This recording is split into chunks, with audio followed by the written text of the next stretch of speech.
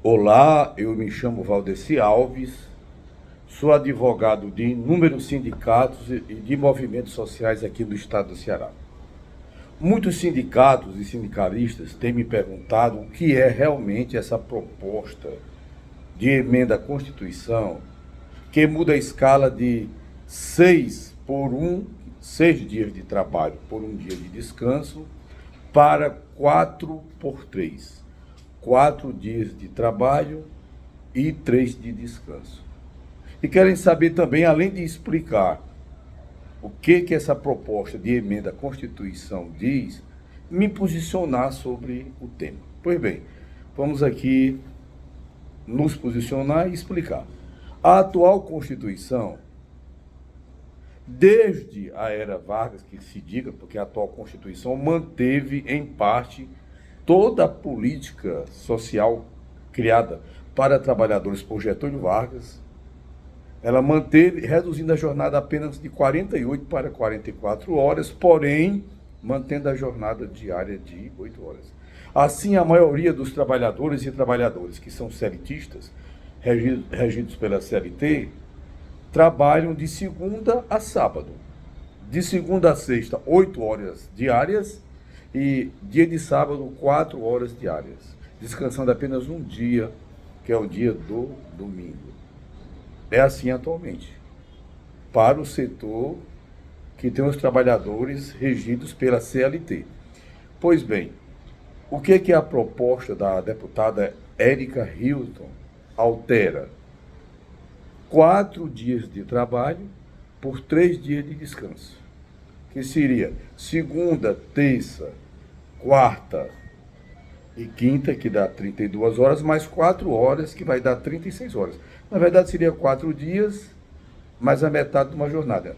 4 dias de trabalho por 3 dias de descanso. Agora, claro, como é uma proposta que ainda não atingiu o número mínimo de assinaturas de deputados, que são 171 assinaturas, ainda não foi protocolada, ainda não começou realmente a tramitar, porque existem as regras de um procedimento de uma emenda à Constituição. Bom, dito isso, podemos fazer as seguintes perguntas. É correto mudar a Constituição para que a jornada semanal de 6 dias de trabalho por um dia de descanso, que é 6 por 1, baixe para 4 dias de trabalho para 3 dias de descanso? Bem, tenho visto muito debate. O que me chama a atenção nos debates é que a questão debatida fica girando apenas em torno da economia. Só a questão da economia. Vai prejudicar as empresas? Não vai. Só que esse debate tem que ser mais profundo. Esse debate também tem que ser feito à luz do direito, tem que ser um debate jurídico, tem que também ser um debate em cima da história e tem que ser um debate também em cima até da filosofia, para poder ser um debate rico e completo. É muito importante as pessoas saberem o que está na nossa Constituição atual, que é de 88, mas muita coisa que está aqui até hoje não foi implementada. Então, por exemplo, a gente pega aqui o artigo 3º da Constituição Federal. É muito importante começar por aqui. Essa Constituição, como o nome diz, ela constitui o Brasil. É como se o Brasil fosse um prédio onde o alicerce e as estruturas estivessem na Constituição. O artigo 3º diz assim: constituem objetivos fundamentais da República Federativa do Brasil. Ou seja, o Brasil foi criado para isso. Construir uma sociedade livre. Então, é livre para alterar a lei. É livre para criar direito. Justa, criar direito e alterar as coisas para melhorarem, para serem justas. E solidária, que as pessoas ajudem umas às outras.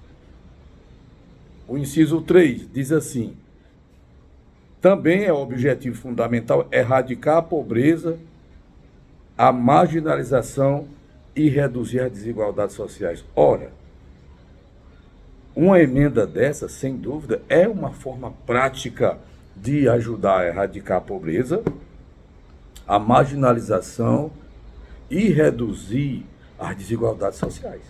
Aí a gente tira um pouco o debate da economia, que os empresários vão quebrar, coitadinhos, pobrezinhos, não pode fazer isso com nossos empresários, vai quebrar o Brasil. Mas a Constituição está aqui, ela está valendo. Isso é muito importante.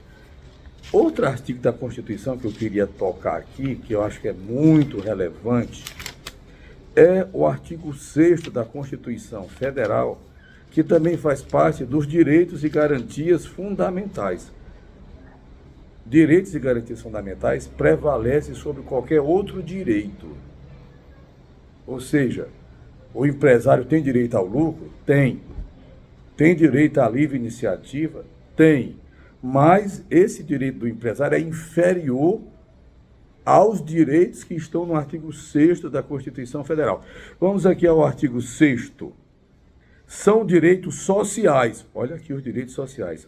A educação, a saúde, a alimentação, o trabalho, o direito ao trabalho, o direito à moradia, o direito a transporte, o direito a lazer. Eu quero parar aqui no lazer pelo seguinte: os trabalhadores querem mais tempo para ficar com a família. Os trabalhadores querem mais tempo para ter lazer, porque também são gente. Há um ditado antigo que diz que o ser humano, ele trabalha para viver. Mas o que nós temos na prática? Que as pessoas estão vivendo para trabalhar. Vivendo para trabalhar. É uma inversão completa. Eu conheço pessoas que acordam 4 da manhã para pegar o ônibus, para estar no horário lá na empresa, 7 da manhã.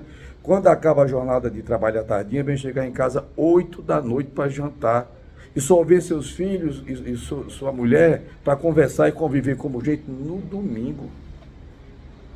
Então, o direito a lazer, que vai aumentar, ele é colocado aqui no artigo 6º da nossa Constituição, está aqui, ó. Muita gente nunca nem leu a Constituição, nem conhece, mas o direito ao lazer é colocado no mesmo nível do direito ao trabalho. E o trabalho com salário justo e que leve à dignidade da pessoa humana.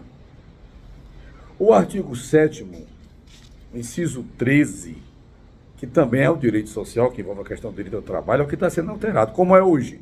7º, inciso 13 da Constituição. Duração do trabalho normal não superior a 8 horas diárias. A proposta da Érica Rio mantém as 8 horas diárias. E 44 horas semanais. Aí baixaria para 36 horas semanais. Ganharia um dia o trabalhador para estar com a sua família, para ter direito a lazer. Agora é importante a gente... Vamos para a história um pouquinho, que isso é importante. A história do mundo, a história humana, é a história de todos, inclui trabalhador, inclui pobre, inclui o oprimido, inclui o operário, inclui o latifundiário, inclui o patrão. Vamos ver o que a história nos ensina. Como era a jornada do escravo no Brasil colonial. Vamos lá para a escravidão. Como era a jornada do escravo? A jornada do escravo era de sol a sol, trabalhando para a fazenda, na lavoura, em volta, podemos dizer, de 5 da manhã até o fim do crepúsculo, às 6 da tarde, voltava para a fazenda, chegando na fazenda ia fazer os afazeres domésticos, que se prolongavam até 10, 11 da noite. Aí ia dormir, para no outro dia acordar para ir para a lavoura. Ou seja, trabalhava até 18 horas por dia. A jornada do escravo no Brasil colonial. Por isso, um escravo vivia no máximo 18 anos. E começava a trabalhar aos 10, 11 anos de idade. E não era considerado ser humano, era semovente, como se fosse uma vaca, uma ovelha, um cachorro, um cavalo, né? Então vocês vejam que hoje um trabalhador que mora longe do trabalho e pega transporte, quando você soma a jornada diária deste trabalhador ou desta trabalhadora, muitas vezes essa jornada chega a 15 horas. E tem patrão que não dá vale transporte. Então, estamos voltando para o período da escravidão. Mas não se esqueça da questão filosófica. O ser humano, ele não pode viver para trabalhar. Isto é escravidão. Ele trabalha para viver. Por exemplo, quando os portugueses, espanhóis invadiram a América, eles chamavam os índios de preguiçosos, porque o índio caçava, buscava frutas, pescava e daí não ia mais fazer mais nada. Ia viver a vida, ia conviver com os filhos, ia cuidar dos idosos, coisa que nem a Previdência faz mais. A Previdência do Poder Público está falida e só fazem reforma atrás de reforma. Aí, mas só que, por que os índios eram assim? Porque eles não viviam para trabalhar.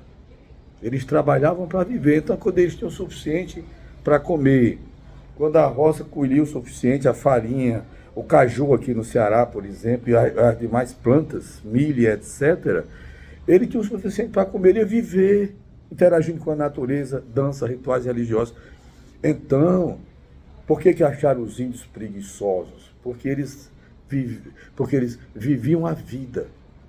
Eles trabalhavam para viver. O trabalho é apenas meio para garantir um direito à vida com dignidade e com qualidade.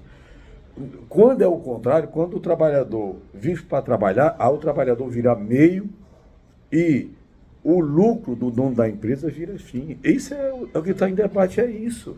É assustador saber que até hoje, dia 13 de novembro, dos mais de 500 deputados, não se conseguiu 171 assinaturas. Então, veja, a proposta é apenas isso, é mais um dia de lazer, mais um dia para viver. Se sobrar algum tostão do salário mínimo e da miséria que ganha, vai com a família ao parque, vai à praça, vai à praia, vai a algum lugar público para poder viver, para conviver com o filho, com a mulher, com a família, para ter lazer, para se sentir gente, para poder não ter problemas mentais, nem estafa, nem entrar em crise, ou muitas vezes não se sentir um fracassado na vida. Importante dizer que muitos países adotaram já a jornada de 36 horas, que é essa 4x1. A Alemanha é um deles, a Inglaterra é um deles, o Canadá, e não quebraram. Estão inteiros e cada vez mais ricos. Importante também resgatarmos aqui o que houve no dia 1º de maio de 1886 em Chicago. Vamos para a história. O fato que aconteceu no dia 1º de maio de 1886 fez com que esse dia 1º de maio virasse o dia do trabalho no mundo. Houve uma greve em Chicago, nos Estados Unidos, onde os trabalhadores reivindicavam o quê, basicamente? Qual era a principal reivindicação? Diminuição da jornada de trabalho. A jornada de trabalho em Chicago chegava até a 16 horas de trabalho. O que os trabalhadores basicamente pediam? 8 horas de trabalho, que é o que nós temos hoje. Ou seja, agora que nós temos, o que os trabalhadores de Chicago pediam em 1886. 1886. O que eles pediam? 8 horas de trabalho, 8 horas de lazer para viver a vida e 8 horas para descanso. Foram atacados pela polícia, tratados como criminosos. 3 dos líderes deles foram enforcados e um se suicidou para não ser enforcado. E por isso esse dia é o dia do trabalho. Aqui no Brasil até hoje, em grande parte, a questão do direito social, em vez de resolver o problema, manda a polícia para matar o povo, para exterminar, para espalhar. Então você veja, como tudo para trabalhador é difícil. Quando foi criado o 13º salário, dizia que o Brasil ia quebrar, não quebrou. Quando Getúlio Vargas criou a CLT, rompendo com a parte da cultura escrava da República Velha, a República dos Coronéis, que era uma república farsante, que durou de 1889 a 1930, o Brasil ia quebrar. Não quebrou. E quem era rico de lá para cá ficou mais rico. Agora, só uma curiosidade que eu queria dizer aqui para vocês. De 2011 para cá, até 2024, os empresários conseguiram, em grande parte, reduzir a contribuição patronal para a Previdência com a chamada desoneração da folha. De 2011 para cá, eles deixaram de recolher para a Previdência mais de 130 bilhões de reais, dizendo que se pagasse menos previdência, ia gerar mais emprego. Não gerou emprego, não gerou mais emprego. A Previdência foi mostrada como deficitária e fizeram uma reforma da Previdência piorando os direitos dos trabalhadores. Então, quando é para empresário, bilhões e bilhões. Quando é para trabalhador, não pode, porque vai quebrar o Brasil. Estão violando a Constituição, estão colocando o lucro acima do humano. Estão colocando a propriedade voltada apenas para o lucro e não para a sua função social, que deve ser prioridade, conformando a Constituição. Estão querendo dizer que lazer é vagabundagem, quando não é. Lazer é um direito ao descanso, no final de semana, no dia de descanso, fazer uma trilha, ir tomar banho num rio, num açude, ir a uma praia, ir ao teatro, ir a um museu, conviver com os filhos, com a esposa, com a família, se for filho, conviver com o pai, com a mãe, com os irmãos. Agora, uma coisa é certa. Essa questão agora que está sendo debatida, o Brasil todo está debatendo. Isso é debater política. Isso ultrapassa a idiotice da polarização direita e esquerda, que é uma asneira essa polarização. Nós vamos debater agora direito de todos, porque tem gente que vota na direita, que vota na esquerda, que é da extrema direita, que é da extrema esquerda, que quer que isso aqui seja aprovado, porque é trabalhador. Isso é debate político, isso é implementação de direito social, isso é democracia, que permaneça esse debate, que se consiga o total de assinaturas e que diminua realmente a jornada de 6 dias de trabalho por 1 de descanso, que é 6 por 1, para 4 dias por 3. Por quê? Porque o dever do Estado não é financiar empresário. E a Constituição manda que o Estado brasileiro, a República Federativa do Brasil, priorize o bem-estar das pessoas, erradique a pobreza, defenda a igualdade, implemente justiça social. Sou a favor da redução da escala de 6 por 1 para 4 por 3, porque ninguém pode viver para trabalhar, isso é escravidão. E sim, trabalhar para viver e ser gente, ter efetivada a dignidade da pessoa humana.